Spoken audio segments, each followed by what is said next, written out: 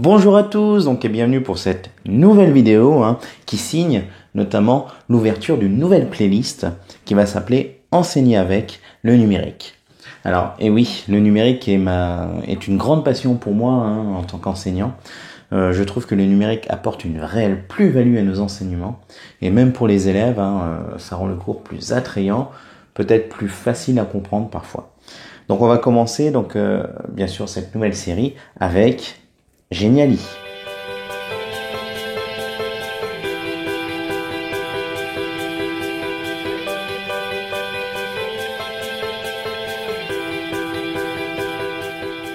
Alors pour moi, Geniali est vraiment l'outil idéal pour nos cours. Alors comme le dit le site, Geniali, c'est l'outil qui donne vie à vos contenus. C'est exactement cela. C'est-à-dire que en fait, on peut dépoussiérer l'éternel diaporama qu'on utilise souvent dans nos cours, qu'on fait utiliser souvent à nos élèves. Donc Geniali, vous allez voir que vraiment ça apporte un plus. Donc Geniali, qu'est-ce que c'est?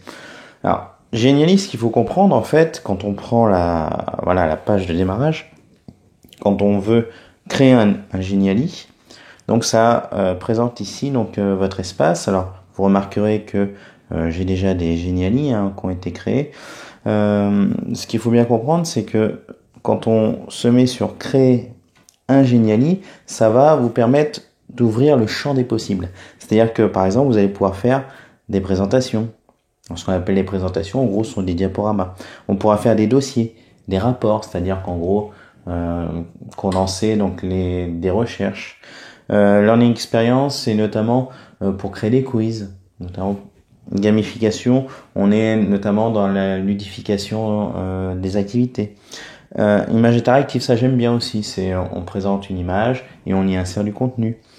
Les infographies, qu'elles soient horizontales ou verticales. On peut créer des guides, on peut créer des vidéos. Et oui, on peut créer des capsules vidéo. On peut créer des personal branding. Donc là, c'est plutôt les CV. Alors le social est tourné peut-être un peu plus vers les réseaux sociaux. On peut créer des stories ou alors partir d'une création vierge. Alors, si je peux vous donner un conseil, il vaut mieux utiliser les modèles de Geniali parce que en fait ce qu'il faut comprendre c'est que Geniali vous propose des modèles que vous allez pouvoir personnaliser avec votre propre texte, vos propres images, vos propres animations, vos propres liens. Alors il y a 4 façons d'utiliser Geniali pour vos cours. Donc d'abord on peut utiliser un Geniali pour le support de présentation. Par exemple si vous avez un diaporama à faire, si vous avez une infographie, vous avez des consignes à donner, un exposé à faire. Donc par exemple, dans le Geniali, on a le menu qui s'appelle infographie. On peut prendre infographie verticale ou horizontale. Donc par exemple, infographie verticale. Donc là, on choisit le modèle qui nous plaît. Et après, vous avez une visionneuse qui vous montre à quoi il ressemble, s'il vous plaît. Donc vous pouvez évidemment l'utiliser pour l'enrichir, le personnaliser, rajouter tous les éléments que vous voulez. On peut utiliser aussi Geniali pour la classe inversée, notamment en créant des capsules vidéo. Donc là, vous avez dans Geniali un menu vidéo qui vous permet notamment de créer des vidéos automatiques qui se lisent toutes seules. Et donc là, vous avez plein de modèles utilisables. Et donc, vous prenez celui que vous voulez et vous le personnalisez.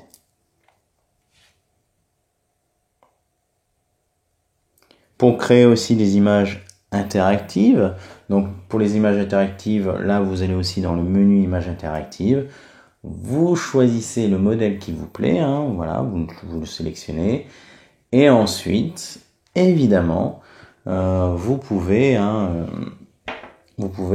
le personnaliser, personnaliser cette image interactive en prenant l'image de votre choix, le schéma de votre choix, et en intégrant soit des vidéos, soit des petits messages, soit du texte, soit des photos supplémentaires, soit un petit zoom ou éventuellement des liens. Vous pouvez aussi évaluer vos élèves avec Geniali en créant notamment des quiz. On peut par exemple, grâce au menu quiz de Geniali, créer nos propres quiz. Alors, Genially, elle a quand même l'avantage de mettre en forme lui-même les choses, donc on a juste à personnaliser. Donc on prend celui qu'on aime bien, et puis voilà, on peut créer différents quiz que l'on va personnaliser.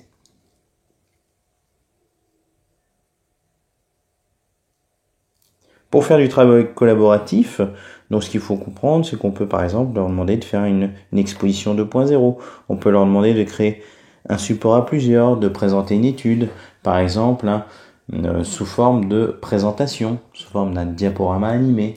Là, donc, il suffit tout simplement d'aller dans le menu présentation, vous choisissez le modèle que vous voulez. Alors, je tiens à signaler quand même au passage que si vous êtes en compte gratuit, vous n'avez pas accès donc au modèle premium, c'est-à-dire les modèles où il y a une petite étoile jaune. Mais bon, c'est pas grave, il y a quand même assez lorsqu'on est en modèle gratuit pour trouver son bonheur. Donc voilà, on choisit sa présentation et donc l'animation se fait toute seule. Il n'y a plus qu'à personnaliser le texte si on prend ce modèle. Voilà, donc j'espère que cette vidéo vous aura plu. N'hésitez pas, bien sûr, à mettre vos pouces bleus. Ça me soutient, ça me motive pour pouvoir continuer à faire mes vidéos. N'hésitez pas aussi, bien sûr, à la partager à vos collègues qui pourraient peut-être avoir besoin de connaître Genially, qui est un outil formidable. N'hésitez pas, bien sûr, à mettre en commentaire, donc pourquoi pas votre utilisation de Genially. Dites-moi comment vous utilisez Genially en commentaire, ou éventuellement si vous avez des idées d'utilisation, ou bien sûr, j'attends aussi dans vos commentaires des idées de vidéos pour les outils numériques. S'il y a des outils que vous aimeriez connaître ou éventuellement découvrir, n'hésitez pas à me le dire ou faire profiter les autres d'autres outils. Et bien entendu, abonnez-vous et activez la cloche de notification pour recevoir en priorité, dès l'instant où je publie mes vidéos, vous pouvez les recevoir donc sur votre mur YouTube, sur votre fil YouTube. Voilà, donc je vous dis à très très bientôt. J'espère que donc cette première vidéo de cette nouvelle playlist vous plaira. Alors il y en aura d'autres parce que je compte concentrer donc mon été sur l'utilisation des outils numériques qui est vraiment ma grande passion. Donc voilà, je vous dis à très très bientôt. Ciao, ciao.